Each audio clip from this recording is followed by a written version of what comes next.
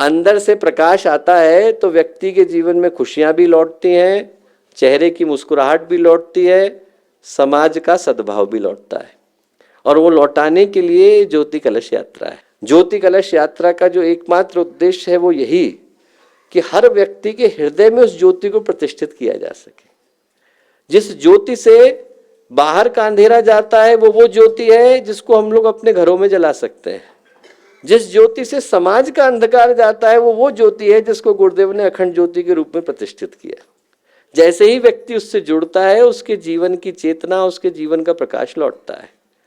यहाँ से हम लोग जाएं तो मैं कहूँगा कि 2 ही 3 छोटे छोटे संकल्प लेकर के जाएं।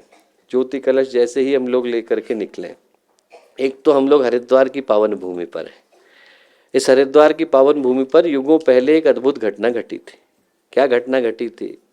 देवताओं का सारा बल, सारी शक्ति चली गई। तो वो गए, दुर्वासा ऋषि का श्राप लगा था।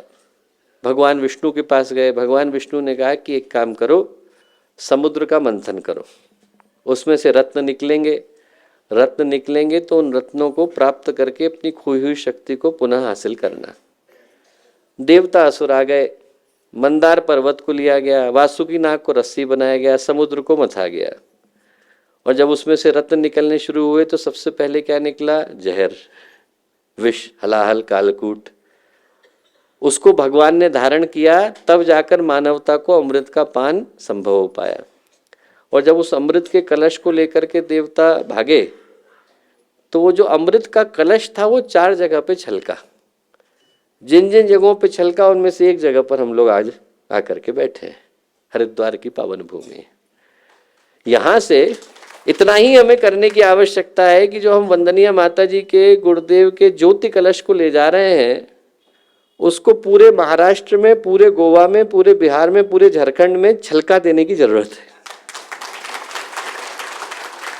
कोई गांव, कोई शहर, कोई गली, कोई मोहल्ला न बचे जहां पर गुरुदेव माता जी का जो अमृत है वो थोड़ा छलका न हो। आप लोग देवता हैं। आप लोग देवता के रूप में ज्योति कलशों को हरिद्वार की पुण्य भूमि से ऐसे ही लेकर के जाइए जैसे कभी देवता इसी हरिद्वार की भूमि से अमृत के कलश को लेकर के गए थे। और वो अमृत का कलश जिस तरीके से छलका था वैसे ही हमें ज्योति के कलश को छलकाने की आवश्यकता है। हर व्यक्ति के पास थोड़ा छलक जाए तो कोई दिक्कत नहीं। जहां जहां पर छलके वहां वहां पर उसके जीवन में अच्छी ऊर्जा का संचार हो, ऐसी प्रार्थना हम लोग गुरुदेव माता जी से करते हैं।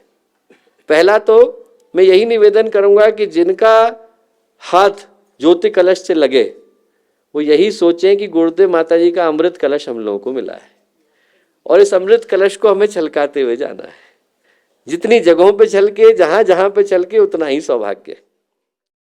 हमारे YouTube चैनल शांति कुंज वीडियो गायत्री परिवार को सब्सक्राइब करें एवं बेल आइकन जरूर दबाएं ताकि गायत्री परिवार की विभिन्न गतिविधियों की जानकारी आपको मिलती रहे।